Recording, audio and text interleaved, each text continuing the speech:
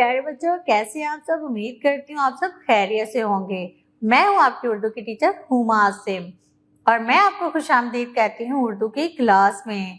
जी, जैसा कि आप सब जानते हैं, हम पढ़ रहे हैं दूसरी जमात की उर्दू और आज हमारा उन्वान है शायर मशरिक।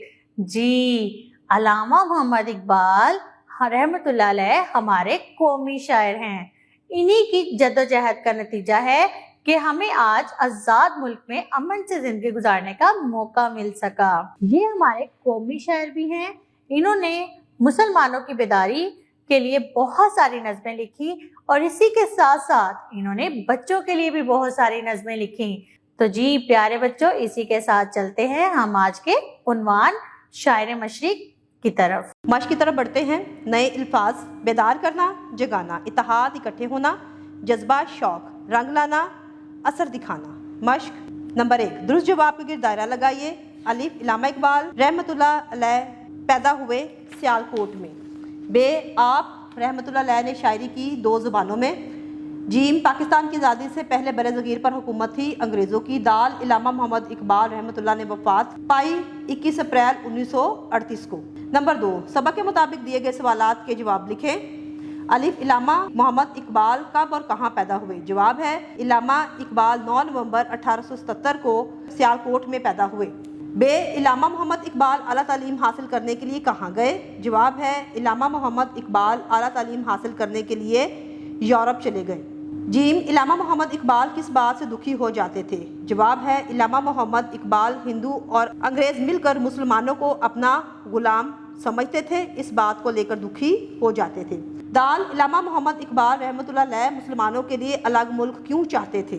जवाब, इल्लामा मोहम्मद इकबाल मुसलमानों के लिए अलग मुल्क इसलिए चाहते थे ताकि मुसलमान दीन इस्लाम के मुताबिक अपनी ज़िंदगी गुजार सकें। ज़ुबानी इज़हार नंबर 3, सबक शायर मशरिक। गौर से सुने और आपस में बातचीत के बाद सबक के अहम निकात साथियों को बताइए।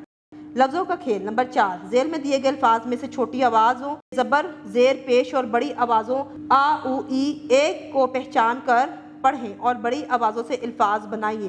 बे ज़बर ब, क ज़ेर क, मीम पेश मुँह, बेलिबा के छोटे की मीम व मुँह। पढ़ें। नंबर 5, किसी रिसाले से इल्लामा मोहम्मद इकबाल रहमतुल्लाह अलैह की कोई नज़म तलाश करके पढ़ें। कवायद समझे। वाहिद जमा। हिस्सा अलिफ, मेरे मामू की एक बेटी है। मेरे पास एक बिल्ली है। हिस्सा बे, मेरे चचा के 4 बेटियां हैं। हामिद के पास 4 बिल्लियां हैं। वजाहत, ऊपर दिए गए जुमले गौर से पढ़ें। हिस्सा अलफ के जुमलों में ख़त कशीदा अल्फाज वाहिद अल्फाज हैं क्योंकि वो सिर्फ एक इसम के लिए इस्तेमाल किए जा रहे हैं, जैसे बेटी, बिल्ली वगैरह। हिस्सा बे में ख़त कशीदा अल्फाज जमा अल्फाज हैं क्योंकि वो एक से ज़ायद इसमों के लिए इस्तेमाल किए जा रहे हैं, बेटियाँ, बिल्लियाँ वगैरह।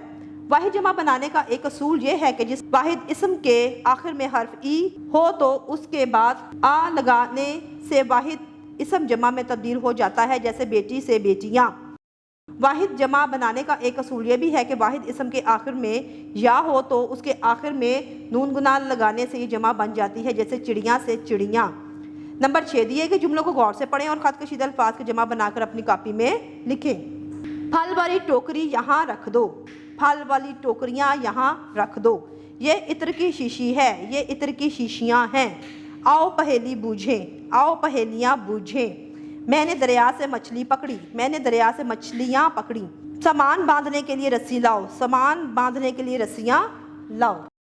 जी तो प्यारे बच्चों, आज जो सबक हम लोगों ने पढ़ा उसका उन्वान था शायर मशरिक। तो उम्मीद करती हूँ कि आपको सबक बहुत अच्छे से समझ आया होगा, ख़ास तौर पे अपने शायर मशरिक की हालात ज़िंदगी के बारे में। तो प्यारे बच्चों, उम्मीद करती हूँ कि आप सबक को अच्छे से पढ़ेंगे और याद भी करेंगे।